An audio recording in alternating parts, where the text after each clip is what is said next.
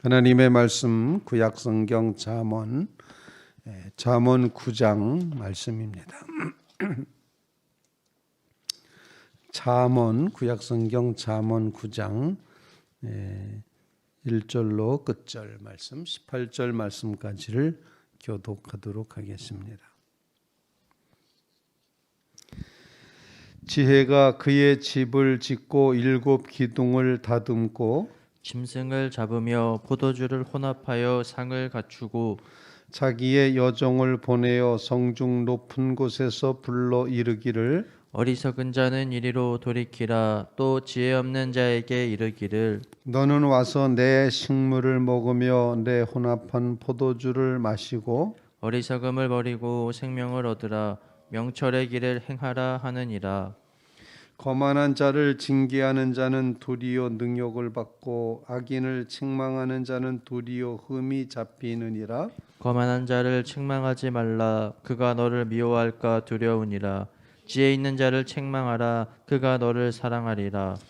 지혜 있는 자에게 교훈을 더하라. 그가 더욱 지혜로워질 것이요 의로운 사람을 가르치라. 그의 학식이 더하리라. 여호와를 경외하는 것이 지혜의 근본이요 거룩하신 자를 아는 것이 명철이니라. 나 지혜로 말미암아 내 날이 많아질 것이요 내 생명의 해가 내게 더하리라. 내가 만일 지혜로우면 그 지혜가 내게 유익할 것이나 내가 만일 거만하면 너 홀로 해를 당하리라. 미련한 여인이 떠들며 어리석어서 아무것도 알지 못하고 자기 집 문에 앉으며 성읍 높은 곳에 있는 자리에 앉아서 자기 길을 바로 가는 행인들을 불러 이르되 어리석은 자는 이리로 돌이키라. 또 지혜 없는 자에게 이르기를 도둑질한 물이 달고 몰래 먹는 떡이 맛이 있다 하는도다. 오직 그 어리석은 자가 죽은 자들이 거기 있는 것과 그의 객들이 수올 깊은 곳에 있는 것을 알지 못하느니라. 아멘. 살아계신 하나님의 말씀입니다.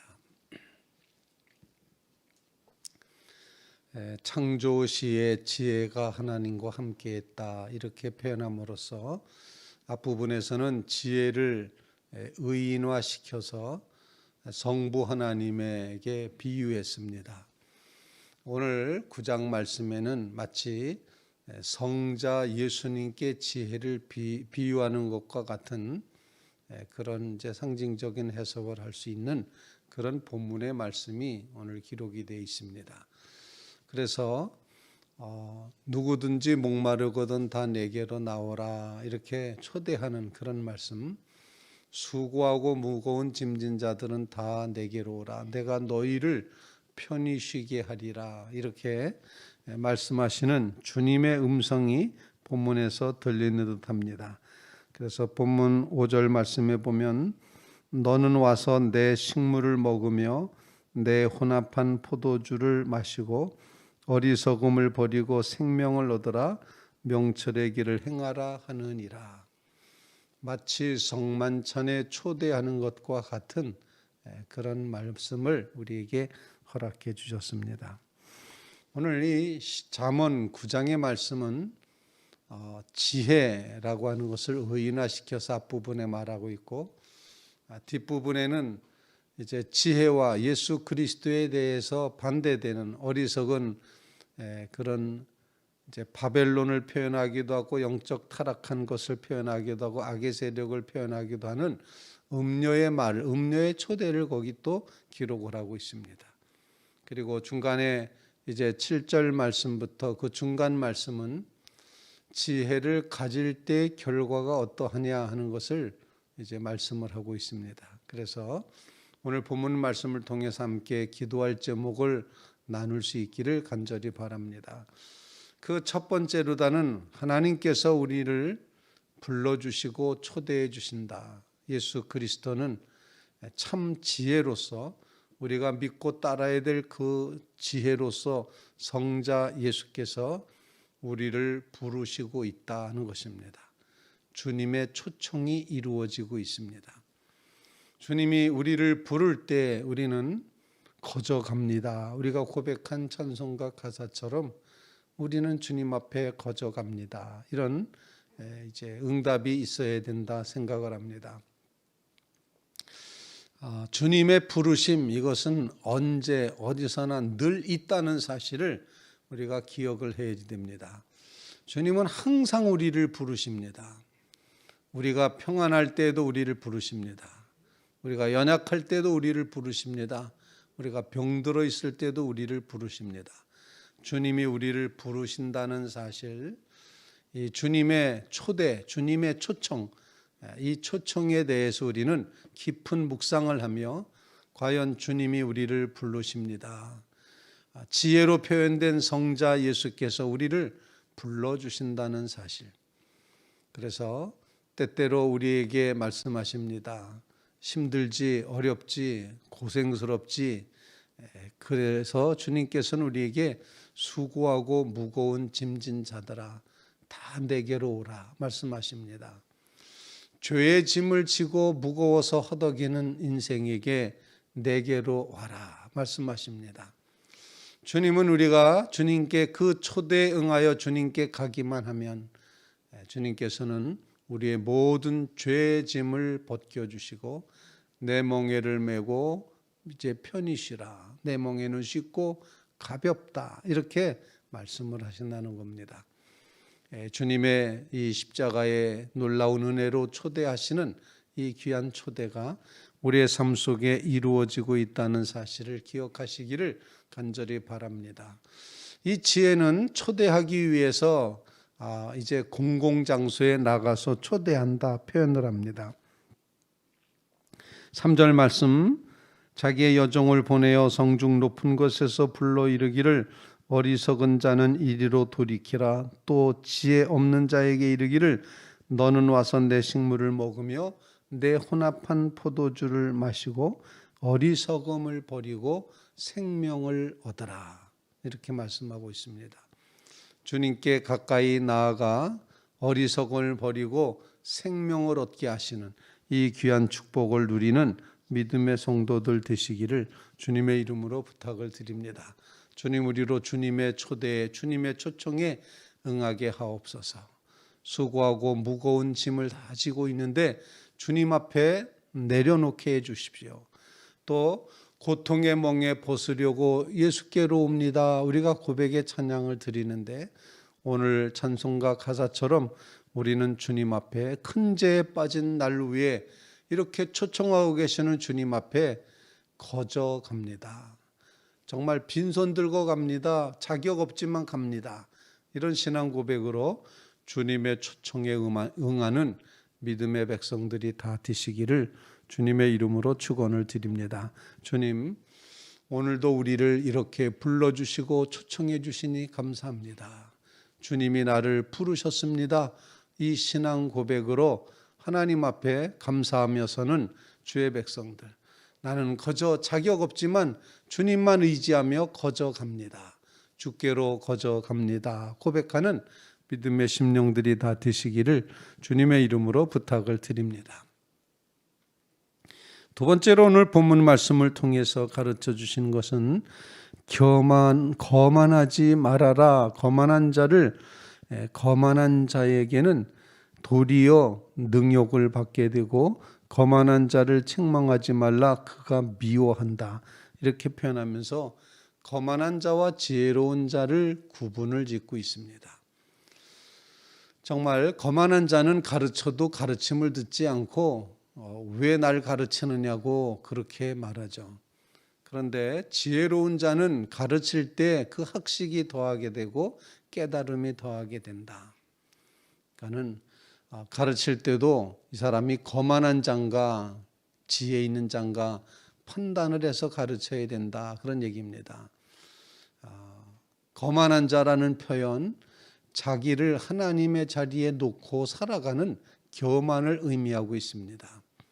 자기 의를 내세우며 자기 주장을 하며 자기를 신격화해서 내가 신이다라고 생각하는 이 모든 것을 거만이라고 표현을 합니다. 자기 속으로 자기가 꽉 차 있는 사람은 다른 사람이 무슨 얘기를 해도 귀에 들어오질 않습니다. 그래서 그 거만한 자라. 그래서 그들은 가르쳐도 소용없다. 책망해도 소용없다. 충고해도 소용없다. 이렇게 이제 표현하고, 하지만 지혜로운 사람들은 겸손이 낮아져 있기 때문에 무슨 이야기를 해도 가르침을 듣는다. 그래서 변화가 일어나고 새로워질 수 있다. 이 사실을 오늘 본문에서 표현을 하고 있습니다. 7절 말씀에 이렇게 기록을 합니다. 거만한 자를 징계하는 자는 도리어 능욕을 받고 악인을 책망하는 자는 도리어 흠이 잡히느니라. 거만한 자를 책망하지 말라. 그가 너를 미워할까 두려우니라. 지혜 있는 자를 책망하라. 그가 너를 사랑하리라. 지혜 있는 자에게 교훈을 더하라. 그가 더욱 지혜로워질 것이고 의로운 사람을 가르치라. 그의 학식이 더하리라. 이렇게 말씀하면서 거만한 것, 교만한 것을 떨쳐버리고 겸손히 하나님을 경외하는 것이 지혜의 근본이 된다. 가르쳐 주십니다. 여호와를 경외하는 것이 지혜의 근본이요 거룩하신 자를 아는 것이 명철이니라. 거만을 버리고 겸손히 하나님을 경외하는 자리에 서게 해 주시옵소서. 두 번째 기도 제목입니다. 스스로는 나 거만해 이런 사람 한 사람도 없습니다. 나 거만해, 난 참 거만한 사람이야, 거만을 자랑하는 사람은 아무도 없습니다. 그저 제가 뭐 알겠습니까, 부족합니다 이렇게 표현하지만, 그런데 그 속에 하나님이 계시지 않고 그냥 나로 꽉 차 있을 때를 거만하다, 교만하다, 자기 의로 꽉 차 있다 이렇게 표현을 하게 되는 것입니다. 우리의 삶 속에 이와 같은 모든 거만을 버리고 교만을 버리고 겸손히 하나님을 경외함으로 지혜의 근본을 발견하는 믿음의 심령들 다 되시기를 주님의 이름으로 부탁을 드립니다. 하나님, 거만하지 말게 하시고 겸손하여 하나님을 경외함으로 우리에게 주시는 축복을 누리게 주시옵소서. 그렇게 간구하며 기도하는 성도들 꼭 되시기를 주님의 이름으로 부탁을 드립니다. 세 번째로 이제 13절 말씀부터 끝절까지의 말씀에는 미련한 여인이라고 이렇게 표현을 하고 있습니다.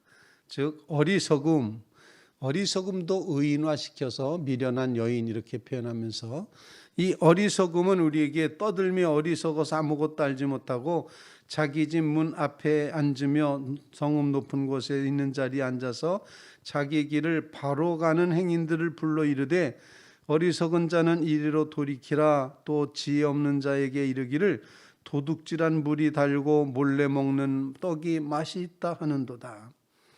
오직 그 어리석은 자는 죽은 자들이 거기 있는 것과 그 객들이 수월 깊은 곳에 있는 것도 알지 못한다. 이렇게 표현함으로써 어리석음의 극치를 보여주고 있습니다. 어리석다고 하는 것, 그것은 바로 하나님을 모르고 하나님에게서부터 멀리 떠나서 미혹된 상태로 살아가는 것을 어리석다 이렇게 표현을 하고 있습니다. 앞부분의 지혜는 자기가 차려놓은 상에서 자기가 만든 떡을 먹고 포도주를 마시라, 혼합한 포도주를 마시라 이렇게 했는데, 이 어리석은 사람은 도둑질한 물이 달다, 몰래 먹는 떡이 더 맛있다, 이런 식으로다가 유혹을 한다는 것입니다.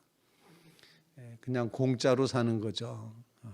남의 것 뺏어 먹으면서 이렇게 살아가는 이런 어리석음의 존재가 되어서는 안 된다 하는 것을 우리에게 일깨워주고 있습니다. 정말 여러분의 삶 속에, 사랑하는 성도들의 삶 속에 어리석음, 이 음료로 표현되어 있는 이 어리석음을 떨쳐버리게 해주시옵소서. 이 불신앙이 사라지게 해주시옵소서. 정말 하나님 앞에 겸손히 서서 불신앙을 버리고 겸손히 주님 앞에 서므로 지혜가 주는 놀라운 유익을 얻으며 살게 해주시옵소서. 12절 말씀, 내가 만일 지혜로우면 그 지혜가 내게 유익할 것이라. 내가 만일 거만하면 너 홀로 해를 당하리라. 손해볼 것이냐, 아니면은 이제 하나님께서 주시는 유익함이 있을 것이냐, 이 사실을 이제 가르쳐 주시고 있습니다. 하나님 앞에 이제 어리석음을 버리고 하나님 앞에 겸손히 서는 이 믿음으로 말미암아서 장수의 복과 함께 유익의 복을 누려가는 그런 삶이 이루어지게 해주시옵소서. 간절히 간구하는 믿음의 성도들 되시기를 주님의 이름으로 부탁을 드립니다. 우리를 초청해 주시는 사랑의 주님 앞에 나는 공로 없으나 주님 앞에 가까이 나아갑니다 고백하며 서시길 바랍니다. 하나님 앞에 겸손히 서서 하나님을 경외하는 것이 지혜의 근본임을 깨달으며 우리 속에 있는 모든 교만과 거만을 버리고 꺾게 하여 주시옵소서. 간절히 간구합니다. 그리고 하나님 우리에게 주시는 이 귀한 지혜의 삶을 살아서 어리석음을 떨쳐버리며 지혜가 주는 장수와 유익의 복을 누리며 살아가게 해 주시옵소서. 간구하는 믿음의 성도들 다 되시기를 주님의 이름으로 부탁을 드립니다.